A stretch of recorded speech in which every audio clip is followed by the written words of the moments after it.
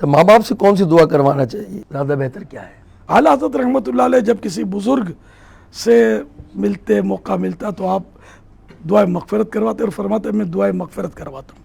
مینا شریف میں مسجد خائف میں ایک بار آپ داخل ہوئے، اس وقت حج کے دنوں میں تو کوئی بھی نہیں تھا، اور شہد کی مکھیوں کی بنبناہٹ کی آواز آنے لگی، تو آپ کو حدیث پاک یاد آئی کہ جب اہل اللہ ذکر کرتے ہیں تو ان سے شہد کی مکھیوں کی بنبناہٹ کی آواز گونجتی ہے۔ اب یہ بھی ولی را ولی مشن اسد، سب کو آیا بازی ضروری نہیں ہے۔ تو خیر، تو انہوں نے دیکھا تو ایک پہلی صف میں ایک صاحب مراقب تھے، سر جھکائے بیٹھے تھے۔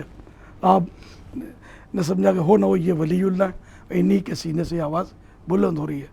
تو آپ اس ارادے سے بڑھے، فرماتے کہ میں اس ارادے سے بڑھا کہ ان سے کہوں کہ میرے لیے مغفرت کی دعا کریں۔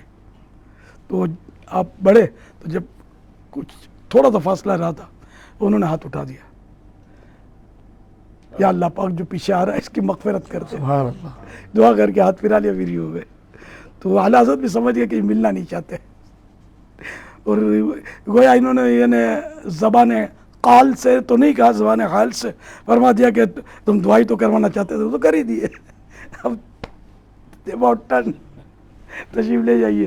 تو یہ اللہ والوں کا انداز جو ہے نا، ورنہ اعلیٰ حضرت تو اس طرح ایک مجذوب کے پاس تشریف لے گئے، تو مجذوب نے کہا کہ اچھا وہ فلاں مسئلے کے لیے آپ دعا کروانے آئے ہیں؟ بولا نہیں حضور، وہ تو میرے بھائی حسن رضا آئے تھے آپ کے پاس، میں تو مغفرت کی دعا کروانے کے لیے آیا ہوں۔ اعلیٰ حضرت عاجزی عاجزی عاجزی، مغفرت کی دعا۔